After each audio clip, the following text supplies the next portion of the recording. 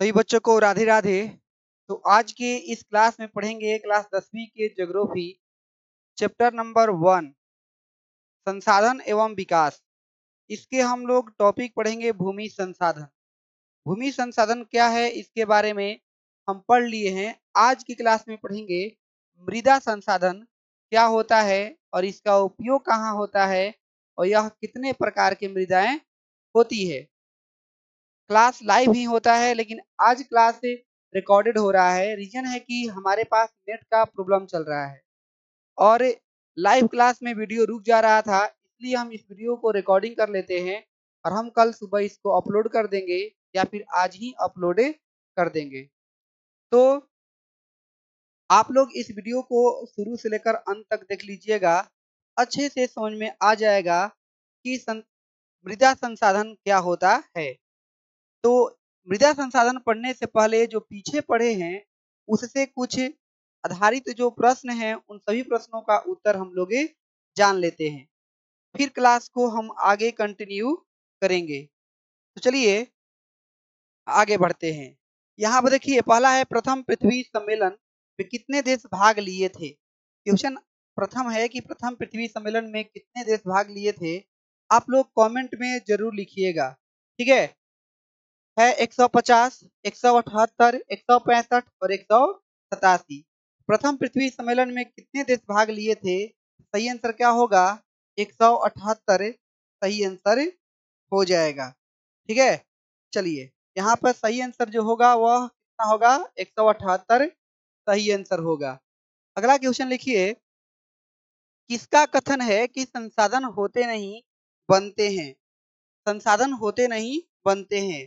Zimmerman, मॉलथॉस, Darwin और इरेटोस्थेनीज।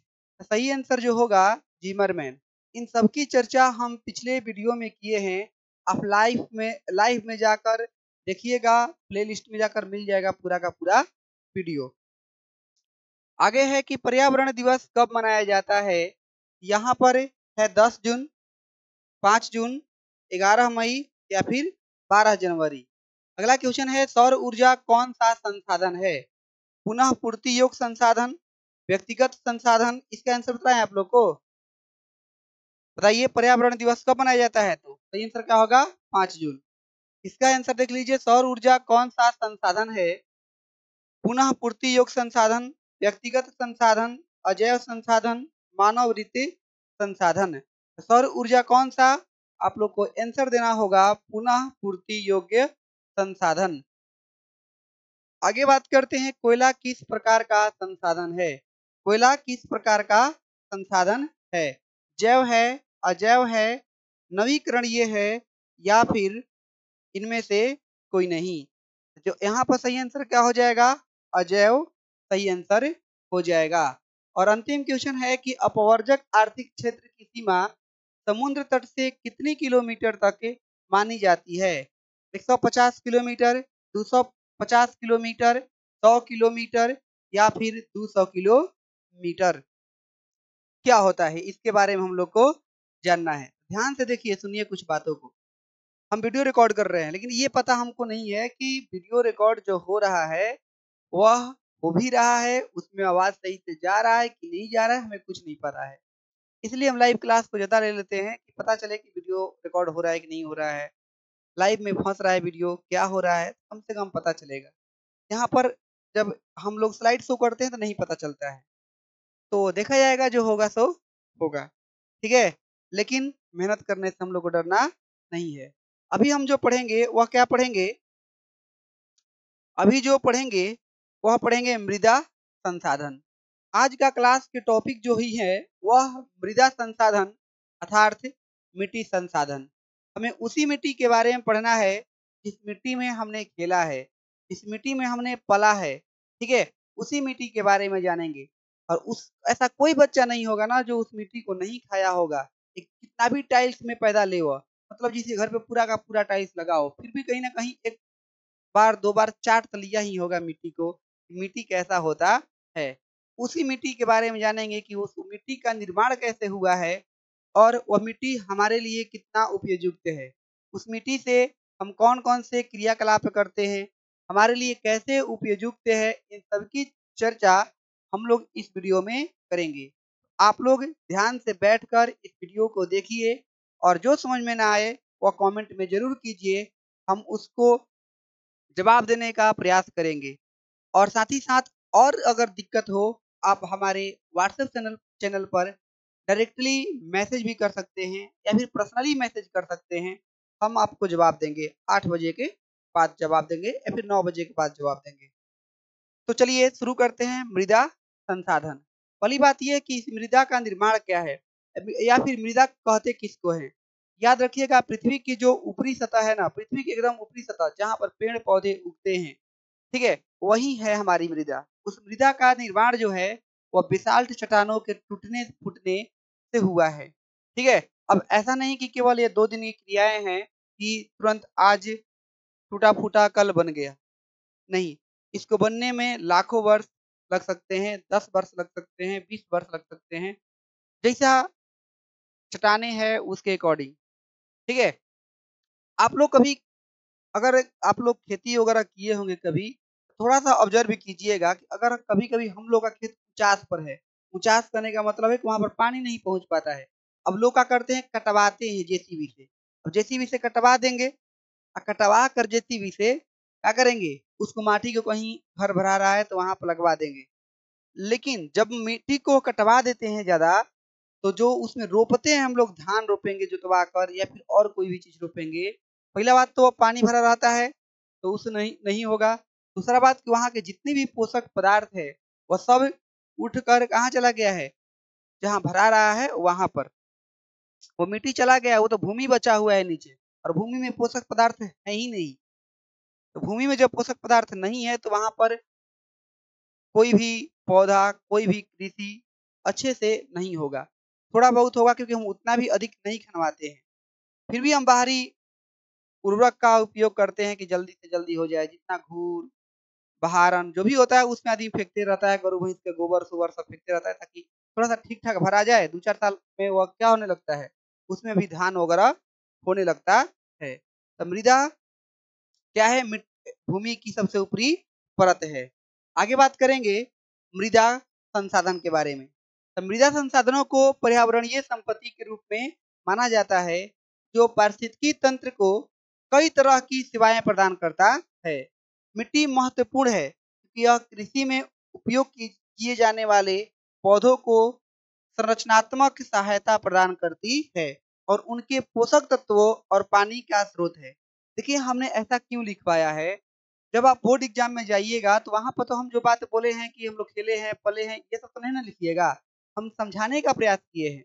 एक तो वहाँ पर एक फॉर्मल तरीका होता है लिखने का, कॉपी फॉर्मल तरीका होता है। तो फॉर्मल तरीका यही है कि अच्छे-अच्छे वर्ड यूज़ किया जाए ताकि वो जो एग्जामिनर है वो थोड़ा पढ़कर खुश हो जाए।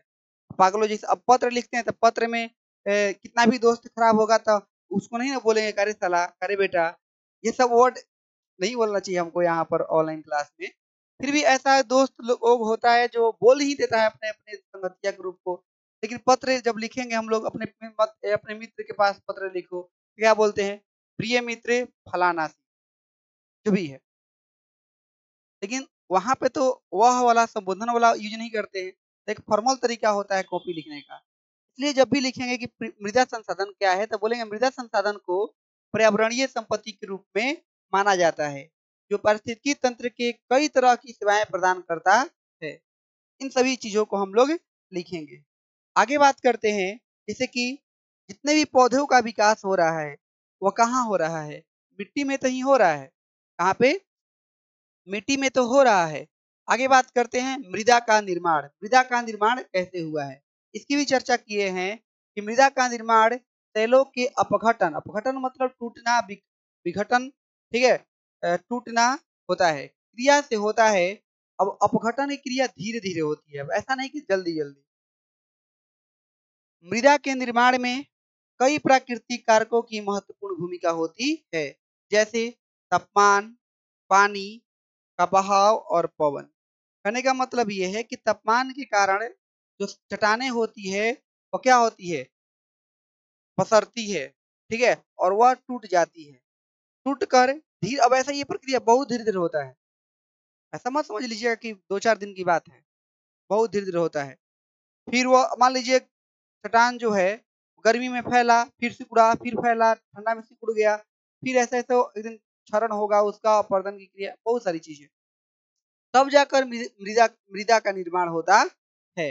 इतना आप लोग समझिएगा, ऑब्जेक्टिव में पूछेगा कि अपघटन क्रिया के द्वारा मृदा का निर्माण होता है। इसके अब कौन से शहर होंगे भाई? बेसाल्ट चट्टान हो गया। ठीक है, आगे बात करते हैं। जैसे कि यहाँ पर देख सकते हैं इस एग्जाम्पल में, जैसे कि मान लीजिए यहाँ पर कुछ ये चट्टान है। क्या है? ये चट्टान है। ये धीरे धीरे इसका अपघटन हुआ है। अपघटन होकर फिर धीरे धीरे धीरे धीरे ये क्या हो गया है? मिट्टी का रूप धारण कर लिया है। मिट्टी का ऊपर में रूप धारण कर लिया है। आगे बात करते हैं। मिट्टी के निर्माण की प्रक्रिया अत्यंत अत्यंत मतलब बहुत और बहुत धीमी होती है। इसका अंदाजा इस बात से लगाया जा सकता है कि मात्र 1 सेंटीमीटर मृदा बनने में हजारों वर्ष लग जाते हैं। कितना? मात्र 1 सेंटीमीटर। कितना? 1 सेंटीमीटर मृदा बनने में हजारों वर्ष लग जाते हैं। तो बहुत इम्पोर्टेंट है मृदा, इसको बचाना ही होगा हमारे लिए, तभी ना हम लोग कुछ लगाएंगे। इस प्रक्रिया में कई भौतिक और रासायनिक परिवर्तन का भी योगदान होता है। अब लाखों वर्ष लग रहे हैं ना भाई, तो लाखों वर्ष हजारों वर्ष लग रहे हैं। कोई ऐसा खेल तो नहीं है कि एक ही क्रिया से होगा। उसमें बहुत सारी प्रक्रियाएं, बहुत सारी क्रियाएं मिली है। भौतिक भी होगा, रासायनिक भी होगा। ठीक है, आगे बात करते हैं। जैसे कि आप इसको देख सकते हैं। आगे है मृदा के प्रकार कि मृदा कितने प्रकार की होती है। मृदा कितने प्रकार की होती है? देखिए, मुख्यतः हम लोग के एनसीईआरटी बुक में मृदा 6 प्रकार का दिया है। अलग-अलग बुक में अलग-अलग टाइप का दिया है, तो उससे मतलब नहीं है। जो हम लोग का बुक है, जो बीटीसी फॉलो करते हैं बिहार बोर्ड, उसमें 6 प्रकार का दिया है। तो उन 6 प्रकार के बारे में हम लोग अच्छे से पढ़ेंगे। अब यहाँ पर हम 8 प्रकार के लिख पाए हैं, तो ये चर्चा कर लेंगे। लेकिन हाँ, पहला जलोढ़ मिट्टी या फिर काप मिट्टी भी कहते हैं, काली मिट्टी, लाल मिट्टी, लेटराइट मिट्टी, पर्वतीय मिट्टी, शुष्क मिट्टी, लवणीय मिट्टी, दलदलीय युक्त मिट्टी, इन सब में ये सब होता है। कौन मिट्टी कहाँ पाया जाता है, इसकी चर्चा इस फिगर में है। जैसे कि पर्वतीय मिट्टी, ये पर्वत वाले क्षेत्रों में पाया जाएगा। जलोढ़ मिट्टी जो होता है वो मैदानी क्षेत्रों में पाया जाएगा, उत्तर प्रदेश, ये सब बिहार, ये सब हिले। ठीक है, लाल मिट्टी ये देखिए तेलंगाना वलंगना केरल वगैरह इधर से लेकर आंध्र प्रदेश, ये सब सॉरी आंध्र प्रदेश बोल रहे हैं। काली मिट्टी इधर, और मरुस्थलीय मिट्टी जहां पर मरुस्थल हो। इन सब ये सब मिट्टी के प्रकार है जो हमारे भारत देश में अलग अलग जगहों पर पाए जाते हैं।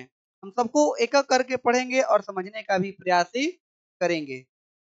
इसमें से पहला पढ़ेंगे हम लोग जलोढ़ मिट्टी, काली मिट्टी, लाल एवं पीली मिट्टी, लेटराइट मिट्टी, मरुस्थलीय मिट्टी और पर्वतीय मिट्टी। ये मुख्य प्रकार की मिट्टी है। जलोढ़ मिट्टी क्या होता है भाई? देखो, जलोढ़ मिट्टी एकदम ये भाई हम लोग की तरफ पाया जाता है जलोढ़ मिट्टी। ठीक ना? जलोढ़ मिट्टी हम लोग की तरफ पाया जाता है एकदम। इसमें दोमट मिट्टी कह सकते हो। ठीक है, दोमट मिट्टी कह सकते हो। गेहूं भी अच्छा होगा, चावल भी अच्छा होगा, भरभरा माटी होगा जलोढ़ मिट्टी। तो यहाँ पर देखो क्या बोलेंगे, जलोढ़ मिट्टी उत्तरी मैदानों और नदी घाटियों में व्यापक रूप से फैली है। एक मिनट, ये क्या हो गया? जलोढ़ मिट्टी उत्तरी मैदान मतलब भारत के उत्तरी मैदान में, नदी घाटियों में व्यापक रूप से फैली हुई है। यह देश के कुल भू क्षेत्र का लगभग 40% केवल और केवल जलोढ़ मिट्टी 40% भाग क्या करता है? घेरा हुआ है, कवर किया हुआ है जलोढ़ मिट्टी। आगे बात करेंगे, ये मिट्टियां मुख्यतः हिमालय से लाए गए मलबे से बनी होती है। मतलब कि जो नदी लाकर छोड़ देती है, और जैसे गंगा के अगल बगल की जो मिट्टी होगा क्या होगा? जलोढ़ मिट्टी होगा।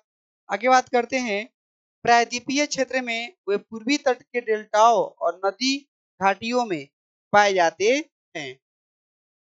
जलोढ़ मिट्टी का रंग हल्के भूरे रंग से लेकर राख जैसे भूरे रंग तक होता है। ये निर्भर करता है कि उसमें उपस्थित तत्व कौन कितना मात्रा में है। आगे बात करते हैं, जलोढ़ मिट्टी की प्रकृति रेतीली, दोमट से लेकर चिकनी मिट्टी तक विभिन्न होती है।